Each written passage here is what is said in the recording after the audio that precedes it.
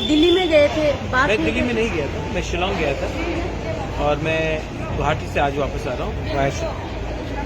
Sir Delhi से आपके पास कोई कॉल आया था क्या अभी, मतलब बीजेपी के साथ कुछ कॉल्स बात? आए हैं, लेकिन मैंने अपना पोजीशन क्लियर रखा है कि गवर्नमेंट में बैठने के लिए 2-3 लोगों ने बात भी किया है, लेकिन हमें कॉन्स्टिट्यूशनल सोल्यूशन चाहिए। अगर आज मंत्री बनकर हम बैठ गए गवर्नमेंट में और अपने कम्युनिटी को कुछ नहीं दिया, तो ये वही चीज होगा जो IPFT ने किया था।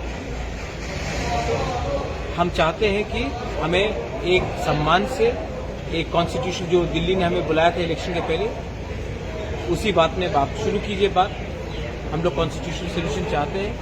जब कॉन्स्टिट्यूशनल सोल्यूशन का बात होगा, उसी के बाद हम गवर्नमेंट के बारे में सोचेंगे। वरना बिना अपने 14 लाख तिपरासा को कुछ देकर अगर 2-3 लोगों को मंत्री बना दिया, तो ये हमारे तिपरासा, हमारे जनजाति के संग नाइंसाफी। सर ओथ टेकिंग के बारे में आप लोगों का क्या डिसीजन है अभी? वोट टेकिंग तो हम नहीं कर रहे, वोट टेकिंग तो ऑनरेबल CM मानिक शाह जी कर रहे हैं।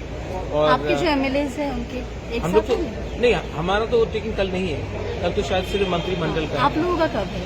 कोई वो तो decide? जब ये लोग नोटिफाई करेंगे तभी होगा, ये तो मेरे नॉलेज में नहीं है।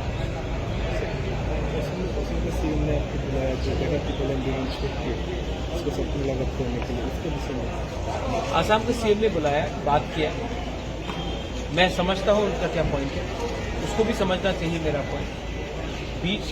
बैठकर बीच में बात करेंगे तो सोल्यूशन निकलेगा, लेकिन जो भी सोल्यूशन होगा ये कम्युनिटी का सोल्यूशन होना चाहिए, ना कि पॉलिटिशियन का सोल्यूशन होना चाहिए। हम लोग 13 MLAs बन के आए हैं, और अगर किसी को लगता है कि 30% तिपरासा को छोड़कर अगर त्रिपुरा में वो लोग राज कर सकते हैं, तो आने वाले दिन में सबको प्रॉब्लम भी होगा।